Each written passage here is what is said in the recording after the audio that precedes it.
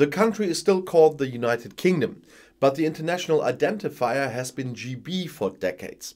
That is changing now, but not everyone is quite happy with this decision. There are only 2 letters, but they bring many British drivers off track.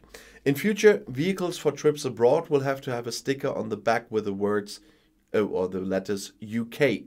The previous GB will then no longer be valid on its own from September 28th, as emphasized by the Ministry of Transport in London, in which case an additional UK sticker is required. According to the government, this is made possible by Brexit.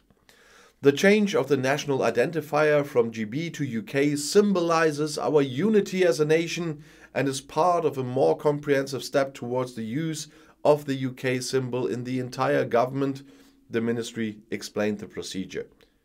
The United Nations have been informed. Supporters emphasize that the people in Northern Ireland finally felt addressed. Northern Ireland does not belong to Great Britain, but it still does belong to the United Kingdom. I know people don't like that wording, but it is the way it is.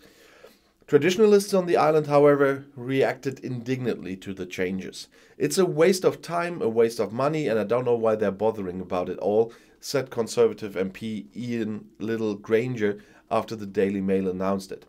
It's also like a slap in the face for people who are proud of Britain. The president of the Automobile Association, the British equivalent of the ADAC we have in Germany, Edmund King, criticized that with GB a symbol of the country was disappearing. There are many old-timers that have integrated or incorporated GB metal plates on the back.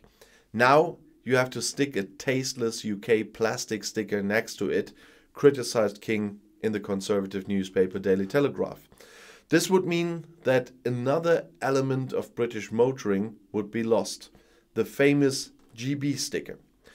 Against the protests of traditionalists and AA, the round tax badges on the windshield had already been abolished in 2014 after almost 100 years in favor of a digital system.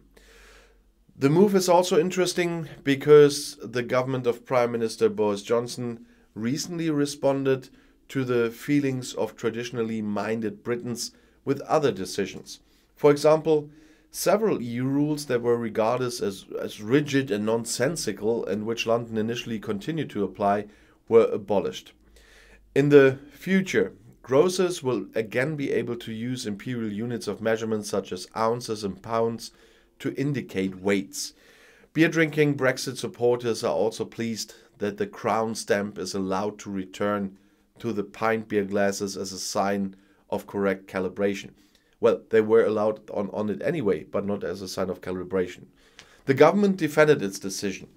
The Department of Transport said the majority of British cars do not have a national identity document anyway. No nationality code is required within the UK. Some also use only Scottish or Welsh abbreviations or symbols. The driver would have to buy a sticker for trips abroad anyway, the ministry said. The UK stickers can be ordered online and bought in post offices and workshops and cost £1.50 each. That's, for my other viewers, €1.75 by the way. I'll see you in my next video. Bis gleich.